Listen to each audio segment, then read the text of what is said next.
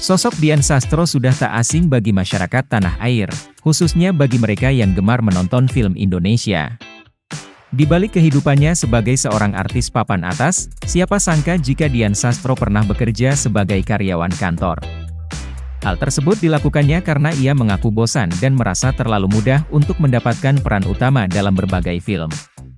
Dalam sebuah wawancara eksklusif di Liputan 6, Dian menceritakan pengalamannya.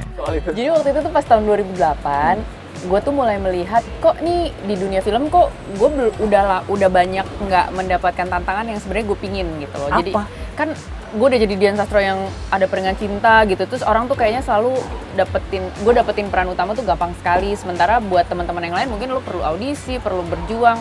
Kok buat gue kayak dapet terus sih gitu loh, nggak mau yang lain ya gantian gitu loh maksudnya. Bahkan, Dian Sastro kemudian rela meninggalkan dunia perfilman hanya untuk menjadi seorang pekerja kantoran. Dan akhirnya gue merasa kalau gue mau berkembang, gue kayak harus keluar dari comfort zone, gue harus keluar dari dunia perfilman itu sendiri. Jadi what I did is memberanikan diri menggunakan ijazah filsafat gue yang rada nggak laku untuk cari kerja itu. Dian juga harus meyakinkan banyak orang bahwa ia bisa bekerja dengan baik dan bisa melampaui ekspektasi mereka.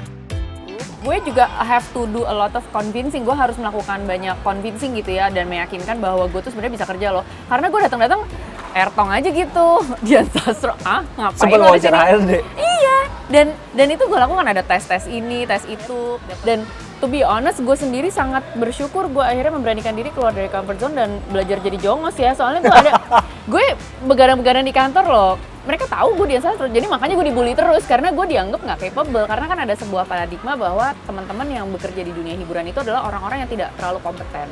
Nah, gue harus mendobrak paradigma itu dan gue harus secara subconscious membuktikan bahwa gue juga bisa kompeten dan bisa perform gitu. Setelah waktu berapa bulan ya gue, 16 bulan gue dipromoted jadi associate consultant, gaji gue naik dari 1 digit jadi 2 digit, lumayan lah ya. Oh, tapi kan tetap gedean.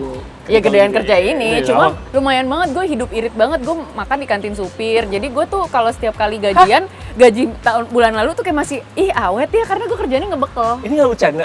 Serius, gue hidup hemat banget, no life, no social life. I stop seeing my friends. Kenapa? Karena nggak sempet. Karena lo cuma jadi kuli aja. Weekend pun lo cuma bisa bengong dan kadang-kadang weekend pun lo masih kerja karena nyicil. Karena kalau nggak kelar. Dan gue nginep-nginep di kantor. Kantor tuh gue tuh bayangannya gue jadi cewek kantoran tuh pakai hak tinggi, tak tok gitu. Tidak sayang, tidak, ternyata sendal jepit saya. Karena capek. Dan bolak-balik musola kan, jadi kan wudhu lagi ini ya udah kerjaannya di pantry cuma gosip-gosip sama ibu-ibu kantor gitu.